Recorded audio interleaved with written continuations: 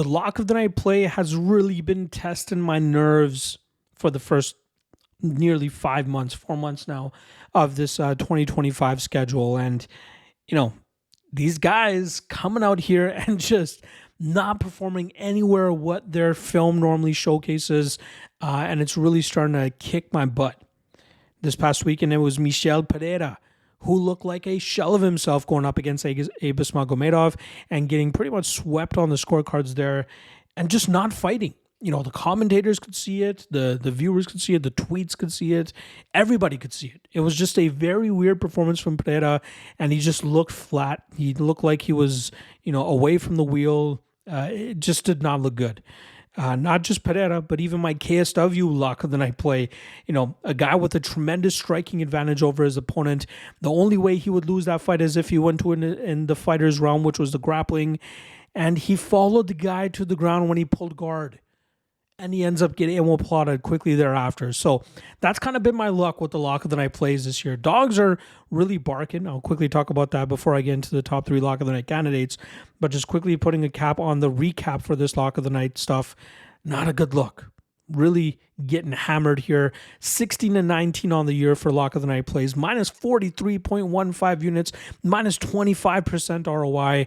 I'm going to have to make a miracle run to try to get to my 50 unit goal of profit. I don't know if that's going to happen, but I'm not going to take bigger risks to try to get there. I'm just going to stick with my plan. And that's why, the rest of the plays, dog of the night plays, been killing it.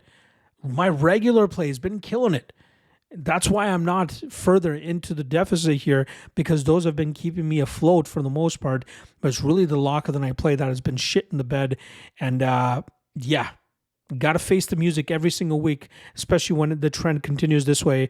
But hopefully we can smile at the end of the day when we get back into the profit before the ending of the year. For the dog of the night plays, like I said, we killed it. Timmy Kwamba comes through for us. We go 4-0 since the last recap that I did for you guys. 22-18 on the year now, plus 10.71 units for a 27% ROI. Nearly halfway there of the 25 unit goal that I have for dog of the night plays. I wish the lock of the night felt that good, but it's not. So if anything, dog of the night is where it seems to be at for your boy. All right, this segment is the top 3 lock of the night. Last thing, actually, I want to say about the last card. We go 12-2 on predictions, and one of those 2 losses ends up being the lock of the night play. Absolutely horrendous. So let's see if we can turn the tide here and try to get a dub this weekend. Top 3 lock of the night candidates coming your way. Doesn't mean I'm playing every single one of them. Only one of them can be the official lock of the night play. Whether you want to sign up to the Patreon page to try to fade the lock of the night play, or even just completely dismiss the lock of the night play and play everything else and hopefully still cash, you can check out the MMA Lock of the Night Patreon page for that. All right, let's get right into it. First candidate up for the lock of the night play is going to be Miesha Tate. Comes in at minus 135 as she goes up against Yana Santos.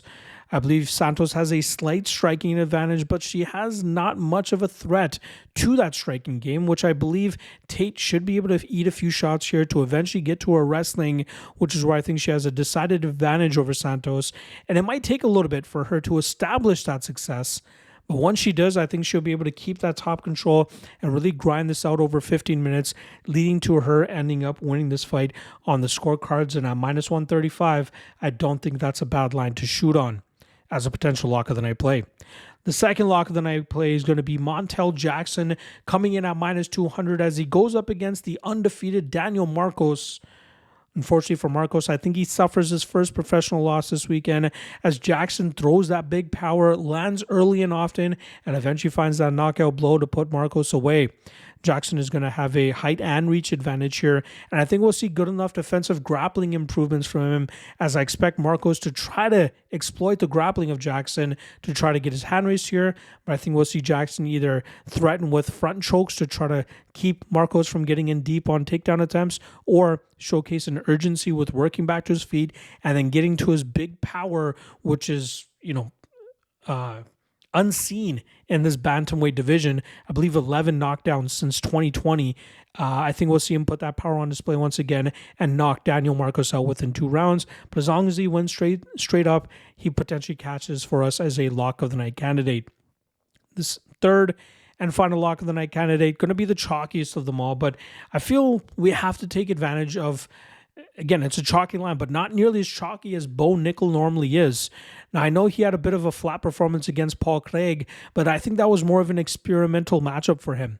We often see him go right to his wrestling and dominate opponents off jump, but I think that Paul Craig fight wasn't a chance for him to experience what it is like to just strike with a guy for 15 minutes, because he's going to have to lean on that more and more as he starts climbing the rankings.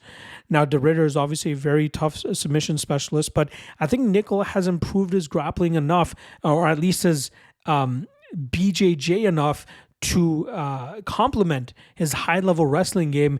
And I think he'll be able to shut down the BJJ of De Ridder. I think he'll be able to wear him down. But I ultimately think that it comes down to Nickel mixing it up enough that he eventually finds a position in the striking realm to land that big shot to put De Ridder away. So I'm going to go Nickel as a third and final lock of the night candidate. Minus 300, I think, is going to seem like a bit of a gift, especially after seeing some of the, minus 4-digit numbers that we've seen Nickel in the past. And I'm not completely overlooking De Ridder. I just think stylistically, this is a good enough matchup for Nickel to showcase why he's one of the hottest prospects on the UFC roster. Again, only one of these three can be the official lock of the night play. So if you want to fade it or follow it, considering the trend that I'm currently on right now, completely up to you. Hopefully we're able to cash this weekend. And I'll see you guys later on today for the PFL full card breakdown. See you guys then.